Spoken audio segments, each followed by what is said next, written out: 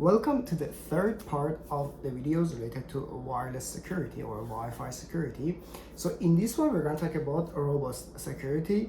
Like 802.1x EAP, about dynamic. In previous, we've talked about static. So this time it's the time to talk about dynamic encryption, SAE, concept of SOHO.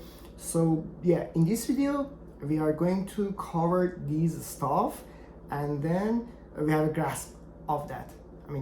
By the time that you watch the video. Robust security. So we know that in 2004, 802.11i was the amendment that talked about, first about security and stuff related to that. But now, like in 802.11 2020, there are two things which we know them like robust security. 802.1x EAP and the passphrase authentication. But the question is, what was the intention, or what is the intention? The first one is for enterprises and the other one is for SOHO, or small office, home office. I would say for a home usage, like in your place. And why are these things there, and what are those? We'll see in this video. Prior to ratification of the 802.11i amendment, Wi-Fi Alliance, it introduced WPA, Wi-Fi Protected Access. And it's funny, so after the ratification of 802.11i, so then Wi-Fi Alliance, it came up with WPA2. So WPA was before, and the WPA2 was after that. And what are our keywords here? We have WPA prior to 802.11i and WPA2 after the ratification. What are these things? WPA, we talked about that. So it only supports TKIP ARC, which is the dynamic key generation, dynamic encryption key generation in the previous video concept. And WPA2, it supports both TKIP ARC4 and also CCMP-AES. And here we have these concepts. We're going to say like the dynamic. It's new. After that, in previous video we talked about static, so here we're going to talk about dynamic. The other concept is RSN. That is the main concept of the video that we are recording. So RSN, what is important in RSN? We have four-way handshake, like four-way, two requests, two response. We have CCMP AES and the TKIP ARC4. One of them is mandatory, so CCMP or AES that we are learning them are mandatory, and the other one is the optional one. Based on the standard, it can be there and it cannot, not a big deal, but AES should be. First topic, we have a PSK, Proprietary Key Authentication. What's that? An authentication and key management protocol. Okay, we call it AKMP. It can be either PSK or an EAP. In 802.11x EAP, so we do need what? We do need a radius server. But the thing is that, as I said, like about SOHO and enterprise, I said one of them is what we are using in an enterprise. So in enterprise, like a big company, I would say, we have a radius server. But the other one is for the home user, for the small office. So imagine you have like a Wi-Fi router in your house, and your father and mother, your parents are the user, and you're going to add a radius server. So it doesn't make sense, to be honest. And the thing is that PSK is for the time that you do not have a radius server or whatever. We call it like consumer grade. And maybe you have like things like printer. Even the printer do not, maybe that specific printer that does not support 802.11x EAP. So let's say we have two style, or of that encryption. We have WPA, WPA2 personal. So in personal, we are utilizing PSK, and with WPA, WPA2 enterprise, we have 802.1x EAP. In PSK, what is the thing? We have a static key, which is a 256 bit, and it is the length of that. It would be like 64 characters in a hexadecimal, and the average user aren't comfortable with that thing. An average user, imagine, as I said, like your father, they're gonna like memorize 64 characters in hexadecimal? For sure, no. What is the solution? ASCII characters, and it could be 8 to 63. It would be easier, and we have a passphrase to PSK mapping. That is the thing. You have a passphrase. For example, your Wi-Fi home password is, I don't know, ABC1234 67, something like that. And the behind the scene passphrase will be mapped to the PSK, and it is converted to the 256 bit by the router, by your device, and can simply be configured just for the home users. And this is what we call it PSK authentication, or in like SOHO or WPA, WPA2 personal. So far we know PSK authentication. What is the proprietary of PSK authentication? Solving single passphrase problem. So vendors have come up with the creative solution, and they said, okay, MAC address of each station will be mapped to a unique WPA2 personal passphrase. In this way, stations are then assigned individual PSKs, which are created either dynamically or manually. But what is the thing? Here, each computational device will have its own PSK for the WLAN. Therefore, I can say MAC address of each station will be mapped to a unique WPA2 personal passphrase, and a database of unique PSKs mapped to the usernames or client stations must be stored on all access points or on a centralized management server. It was the idea of the proprietary, because currently 4 enterprise vendors offer proprietary PSK solution, and which provide the capability of unique PSKs for each user. And I would say they are like Extreme Networks, Cisco, Fortinet, and the Ruckus wireless network. In this way, let's say you can say different SSIDs, like you have like BYOD, you have access, guest access, we have IoT devices. You can have your different SSIDs and like different PSKs. Okay, now simultaneous authentication of equal. What's that? SAE. What is the concept of that? It's for mesh networking. Start of mesh networking is for 802.11s 2011. We had mesh networking, so we had a mesh, a connection between the APs. But in mesh networking, what is the thing? Authenticated Mesh Peering Exchange, or AMPE. And to securely create and exchange pairwise master key. But you know what? What do we need? We need a radius server. So even though everything is like wirelessly connected to each other via that mesh network, the radius server, it is reside in the wired side of the network. So in the matter of looking at the things wireless, it's not ideal, because you have to send your data towards the wired network to like have the encryption or authentication or those stuff. Like for confidentiality, the radius server is in the wired side. So we do need something. We do need something for the part which is wireless, and it is SAE, and it's based on Dragonfly Key Exchange, some sort of zero knowledge proof of key exchanging. So in this way, they're gonna prove a password like between the client and the AP in a way that they're not going to reveal any part of the password.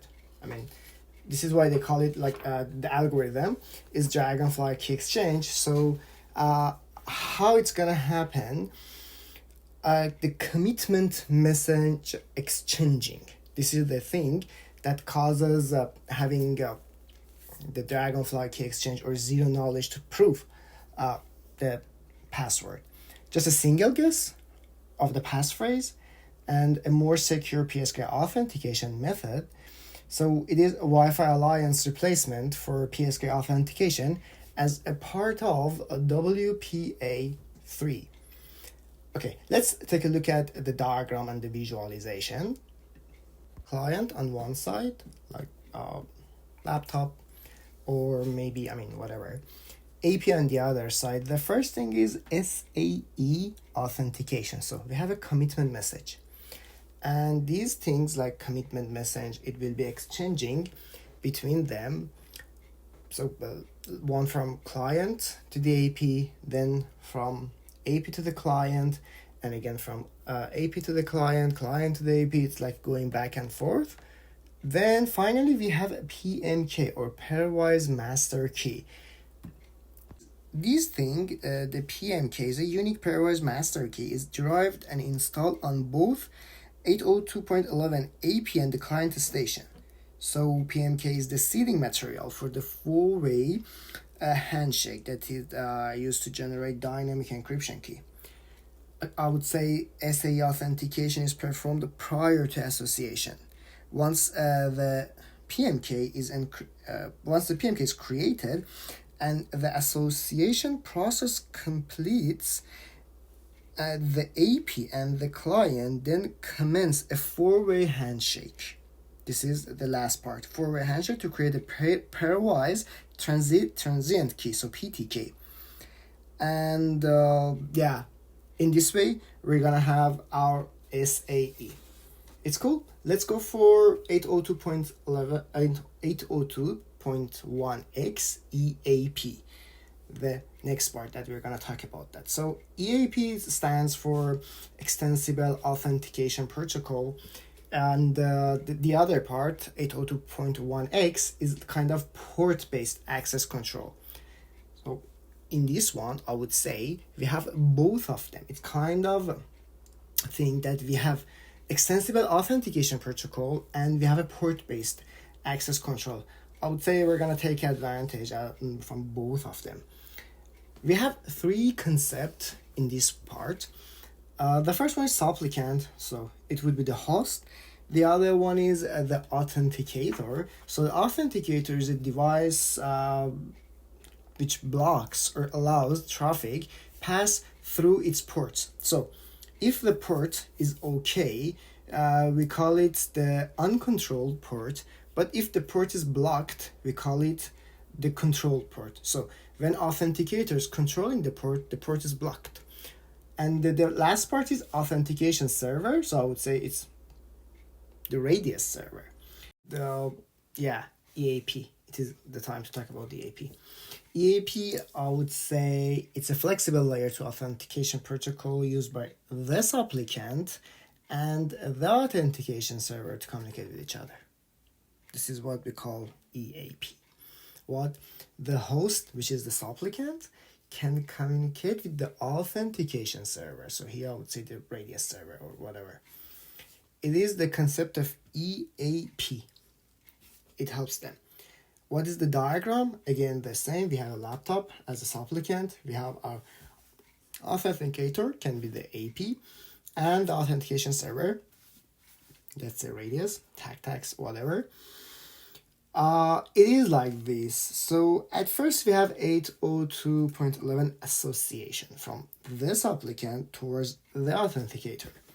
Then after that, what is gonna happen? The flow of things they're gonna start. EAP request. So the authenticator is saying, okay, EAP request. Just what is your identity? Tell me, who are you? And it starts. Supplicant says, okay, this is the username, And in the meanwhile, when it says, okay, this is the part of identity request, you ask me for the identity, and I'm saying it is my username. Behind the scene, the authenticator starts the communication to the authentication server. Right now, the port is a kind of like control port, so it is blocked, and nothing there to talk. Then radius access request. It is saying to the radius server, okay, I'm gonna talk. I'm gonna ask you for the access to a user. And the authentication server starts with the challenge and says, okay, it is a challenging thing. The challenge will authenticator just forwards the challenge toward the supplicant, towards the user. Then it replies back with a challenge response. Again, behind the scene, request, radius access request. And here, as long as we're going to say that all of the flow is going and the answer is correct, the challenge is done correctly, what do we have? Radius access accept. So here, authentication server is accepting. And then we have EAP success, the last part. And when we have EAP success, a dynamic encryption key is going to create. And yeah, the same scenario. So the four-way handshake, and the port will be like uncontrolled port, or like the port will be open. Because the previous state, the port was like the controlled port or the block port, but now after doing everything, so it will be okay. Access granted. The other things, so far we covered most of the stuff, related to that part. And I'm not gonna make this like video like tedious, talking a lot. One of the concepts is dynamic encryption key generation, which are like valuable to study. It's part of EAP types. The other part is like the four-way handshake. We talked about that. And let's talk about encryption, because we're not gonna talk like more and more about the stuff. So far, we are done with whatever we said. In this concept, we do have TKIP encryption, temporal key integrity protocol. It uses ARC4, 128 temporal key, 128-bit temporal key, which is combined with 48-bit IV, and then source and destination MAC address. After that, I would say the 802.11/2020 standard does not permit the user of WEP or TKIP for HT or VHT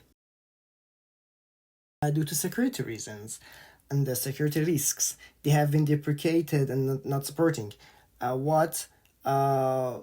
this thing, TKIP for 802.11 NAC and NAX. But optional. It is optional in order to like somehow some sort of like backward compatibility. I mean, to provide support for the older devices, but not something that you can think it's mandatory. After that, let's go for CCMP. Actually, it stands for counter mode with cipher block chaining message authentication code protocol. It's like a big name, big name. But the thing is that the default encryption for under 802.11i, this method uses AES.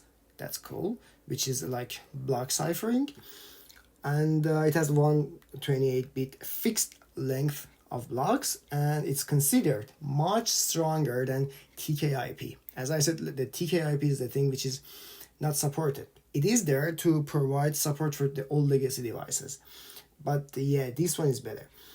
So I said it's a cipher block. It is a fixed length block of plain text and generates a block of ciphertext of the same length. So the length, I mean, in the matter of not having something like overhead, I mean, additional data, the length will be the same. And the last thing is that the CCMP-AES is designated by the Wi-Fi Alliance for WPA2 and WPA3 and has been providing WLAN encryption for more than 10 years. Last but not least, management frame protection. The last part of this video. Some management frames are protected if 802.11w MFP or management frame protection mechanism are enabled. And what's that? 802.11w is meant to prevent some of the more common layer 2 denial of service DOS attack. Let's think of something new. We talked about WPA2. Now let's see what do we have in WPA3. In WPA2, it is originally like defining REE 802.11i and all Wi-Fi WPA2 certified devices must support CCMP-AES. Then they does not support backward compatibility to TKIP and the WEP WEP. And also we know WPA2 Enterprise it's 802.1x, which is port-based access, and the personal is PSK. We've talked about that, about those stuff like the parenting stuff. They won't remember everything and rest of that. But now let's think of WPA3. It is enhancements to existing WPA2. The same, we have WPA3 personal, so like personal only. After that, we have the transition. What is the difference between these two if we want to talk about them? Personal only, it would be only enabled in the AP if all of the clients, all of them were capable of WPA3. So in the situation, all of the clients are WPA3 capable, we have personal only. In case we're not sure about this thing and we're gonna have like WPA2 personal devices inside, we need something backward compatible to that. Or as long as we have both of them, 2 and 3, we're gonna use the transition. What are the things related to this one, like the personal? In a curly brace, I can say WPA security isn't supported. It means legacy WPA security is not supported, the first one. Secondly, I can say there's no backward compatible support for either WEP and TKIP. Any WPA3 clients associating with an AP using WPA personal transition mode, in the transition mode, must connect with SAE, the last thing. So SAE is mandatory. Cool, we are good. In PA2, we had the enterprise and personal and everything was cool. Here, we had enterprise and personal and we had transition and only mode, so only just when you have PA3 transition is when the probability of having both of them PA2 and PA3. However, in WPA3 enterprise, you have the third condition or third type, which is 192-bit, and it is for the situation you have sensitive environments. And what's that? Like in military or I don't know, in like the high security places, they have 192-bit and yeah, for like specific purposes.